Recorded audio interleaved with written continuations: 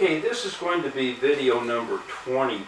Okay, now in this one, I want to discuss a shooting at home in a home invasion scenario situation.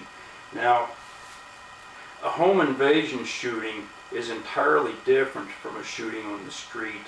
Your home is your castle, as far as I'm concerned. That makes it entirely different.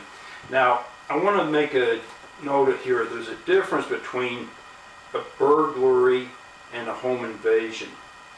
People have this idea, or it used to be the idea, that burglars broke in at night. That's before this home invasion thing became popular. So it used to be that just burglars broke in at night, okay?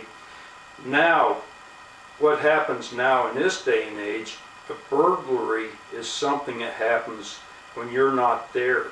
Somebody watches your house, they figure out your routine, they figure you go to work at a certain time, they break into your house while you're gone, steal what they can, and take whatever you have there. That's a burglary. That's not critical. I mean, to be perfectly candid, that's what you have insurance for. It'll replace that. It's somewhat inconvenient that the doors are broken and stuff like that, but that's not a real critical thing. Now, a home invasion is different. When a home invasion occurs, it's going to be late at night, like 3 a.m. or 4 a.m. or something like that. Your life is literally on the line when that happens. The people who break in, there's at least a 90% chance or better that they're going to kill you. They're not there for any good purpose, let's face it. So a home invasion is something that occurs while you're there. Now, okay, now here's my mindset for home invasion type scenarios. If I have a home invasion, if somebody breaks into my house in the morning when I'm asleep, that's a home invasion. My mindset is that one of us is going to die, and I don't care which one it is. My mindset is also, I don't care who it is. If somebody enters my house at 3 a.m. in the morning and they say, "We're SWAT officers, we're here on a drug bust," I don't know that for a fact. I'm going to come up with a shotgun and start shooting, and if they shoot better than I do and kill me, so be it. But for all I know, they're legitimate home invaders posing as SWAT people. I'm sure that's been done. I'm sure that's how people often gain access to homes for home invasion scenarios. So with me, that's what's going to happen in a home invasion scenario. It's kill or be killed time, and I'm literally defending my life, and that's just the way it's going to be. So, okay, let's see, I talked about home invasions here. I'm only 3 minutes into that. There isn't much to do about that. Now, okay, for part of the rest of the time here, I want to talk about what to do after the home invasion has occurred and after you've killed this guy. Okay, now, if you've killed him with the shotgun, that's probably going to really be a problem, because I'm going to try to give you a close view of this. This is what I did at the range this afternoon. I did that at 25 yards. I have an improved cylinder choke in my shotgun. That's what was done at 25 yards. Okay. This is the shotgun that I have. This is the weapon. It's a Benelli M2 semi-automatic shotgun. It holds 6 rounds. It's a short barrel. I have the improved cylinder choke in it right now. The shooting I do with it at home here in a home invasion scenario is probably going to be 10 feet. It's not going to be 25 yards. What that's going to mean is it's going to punch a hole in the guy about like that. That's going to be pretty messy. It's going to be a problem cleaning it up. So that's a problem you're going to have if you use a shotgun, not to mention that it's going to be a real loud report. Now, so it's a question of whether you use a shotgun or you use a Glock. If you use a Glock, it's going to be a little neater. It's not going to make as much noise. So, okay, guy breaks in, you waste him. Now, here's what I would do. I would pretend like nothing happened, go back to bed and wait an hour or two and see what happens.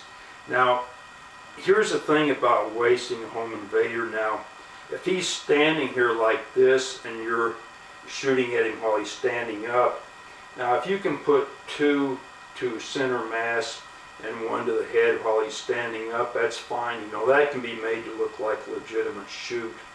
If you put 2 to center mass and he falls over and he's laying on the ground, you walk over and shoot him in the head, that's going to look bad, you know, because he's laying on the ground, the bullet passes through his head, it goes into your floor. It's going to be obvious what happened, and that's going to look bad. So you have to give that some consideration.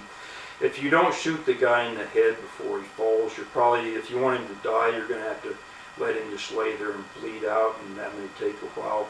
But, okay, say you go to bed, you wait for an hour, you see if the police show up. Now, if, as often happens, nobody hears anything or nobody wants to get involved, and say an hour passes, nobody shows up, that's fine. Then what you do after that is, you're probably pretty much home free. What you do after that is you dispose of the body. Now, that's not an exact science. Here's what I do out here, and it's not a big deal. These are Husky Contractor cleanup bags. What you do is, they're pretty big ones, as you can see. They're they're about like that long. Take 2 of these, put half of the body in one of them, and put the other half of the body in another one. So you use 2 of these things, and then when you get it fitted in there, yeah, I thought I had some duct tape here, yeah. When you get them fitted in there, you tape the bags together with the duct tape.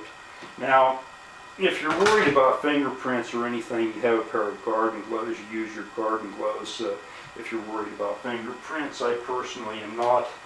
And then here where I live, again, like I say, don't do anything fancy, just you know, I take him through the back way and into the garage, because I got a back door into the garage, so I don't have to go through the front and be seen by anybody. I can just go through the back way.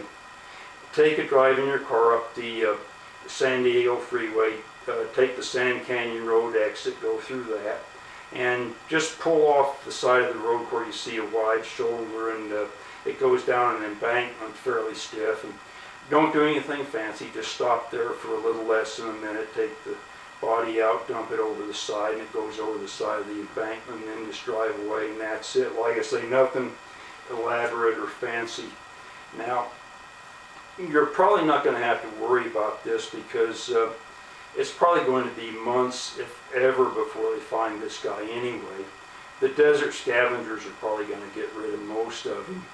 The police may or may not even identify this guy, even if they do find him.